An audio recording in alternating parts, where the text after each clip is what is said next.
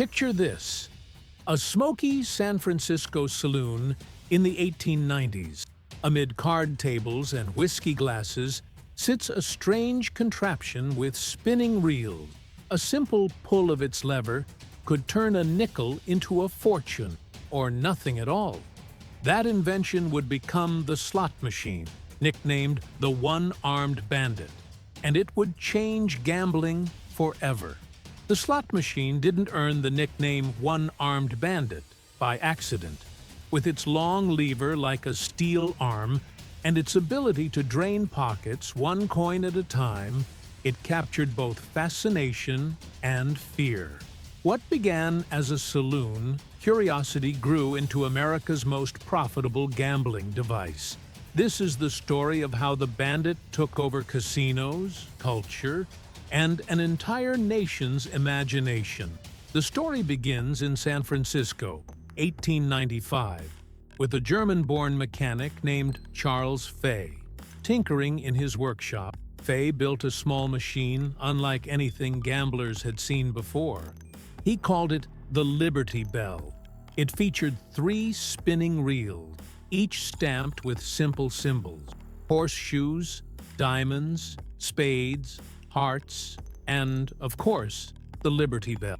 A nickel triggered the machine, and lining up 3 bells rewarded players with the top prize, 50 cents. It was simple, fast, and required no dealer. Compared to earlier gambling devices, which used cards or complicated mechanics, Fay's machine was elegant and efficient. Players loved the thrill of pulling the lever and waiting for the reels to stop. Bars and saloons quickly installed Liberty Bells, and within months, the machine became a sensation. Unfortunately, Fay never patented his invention, allowing imitators to flood the market. But his creation marked the birth of the slot machine era. The Bandit had just taken its first nickel from America, and millions more would follow. By the early 1900s, slot machines spread far beyond San Francisco. They appeared in taverns, barber shops, cigar stores, and restaurants, drawing in customers eager for a quick thrill. Anti-gambling laws tried to slow the rise. To dodge restriction, manufacturers changed payouts. Instead of money, machines offered gum, cigars, or drinks. The fruit symbols we still see today, cherries, lemons, and plums, actually come from these gum machines, where the real symbol matched the flavor of the prize. Despite attempts to ban them, the machines multiplied.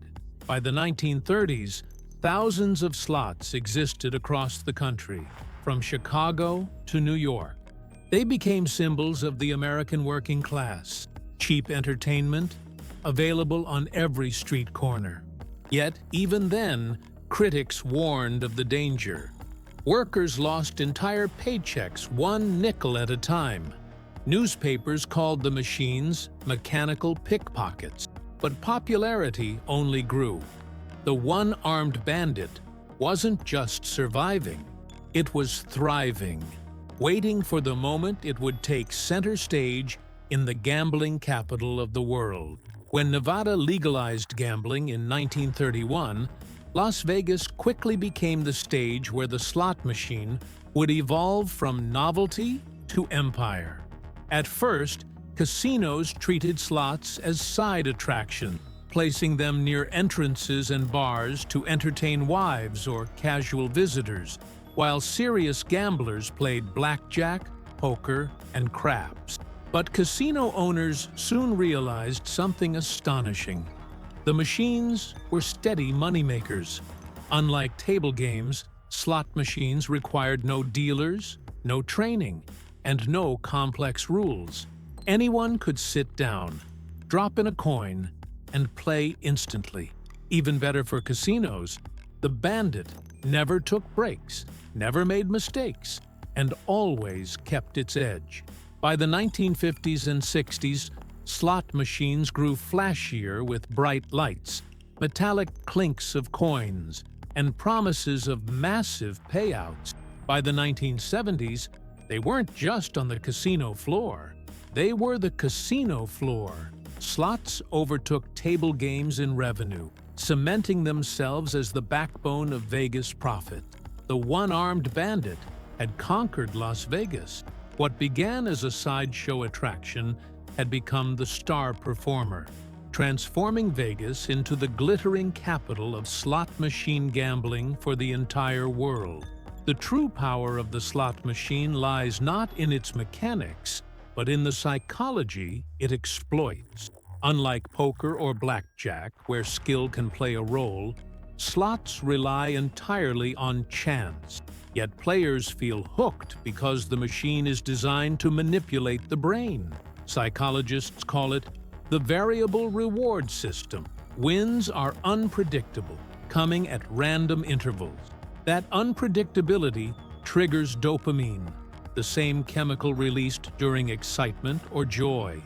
Each spin feels like it could be the jackpot, and that possibility keeps players glued to the reels. Then there are near misses, 2 sevens in a row, with the third stopping just above. Studies show the brain processes this almost like a win, urging the player to keep trying. Add flashing lights, cheerful jingles, and rapid play speed, and the machine becomes nearly impossible to resist. The lever itself added to the thrill, creating the sense of pulling luck. That's why players started calling it the one-armed bandit. It didn't just take money, it stole attention, hope, and time. What looks like entertainment is, in reality, a carefully engineered trap for the human mind. The slot machine didn't just change casinos, it changed culture.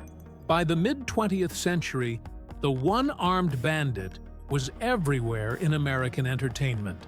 Hollywood films showed characters pulling a lever, reels spinning, and jackpots raining coins like waterfalls. These scenes became visual shorthand for luck, fortune, and the seductive dream of instant wealth. Advertising also borrowed the imagery. Posters, TV commercials, and even cartoons used slot reels with sevens and cherries to symbolize risk and reward. The machine's presence extended beyond casinos into everyday life, embedding itself as an icon of chance. Stories of winners fed the myth. Newspapers celebrated ordinary people striking life-changing jackpots with just one coin. Casinos capitalized on these tales, using them to lure millions more. But alongside glamour came darker stories. Lives ruined, families broken, and fortunes lost at the very same machines that promised wealth. By the 1970s and 80s, slot machines weren't just casino devices. They were symbols of the American dream, for better or worse. Whether on a billboard, in a movie, or glowing on a casino floor, the Bandit became a cultural legend, embodying both hope and heartbreak. The history of the slot machine reflects America itself: bold invention, rapid growth, and a mix of triumph and tragedy. Charles Fay's Liberty Bell was meant as entertainment, but it evolved into a billion-dollar industry that changed gambling forever. From saloons to Vegas resorts, the Bandit proved unstoppable. Its genius wasn't just mechanical, it was psychological. By feeding on hope, illusion, and the human desire for fortune, it became the ultimate gambling machine. The slot machine's story is a reminder that innovation can inspire both wonder and danger.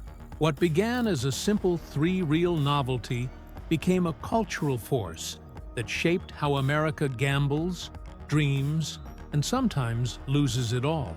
From a dusty workshop in San Francisco to dominating casinos worldwide, the one-armed bandit conquered America. Would you risk your luck on a single spin? Share your thoughts below and subscribe for more untold stories from gambling history.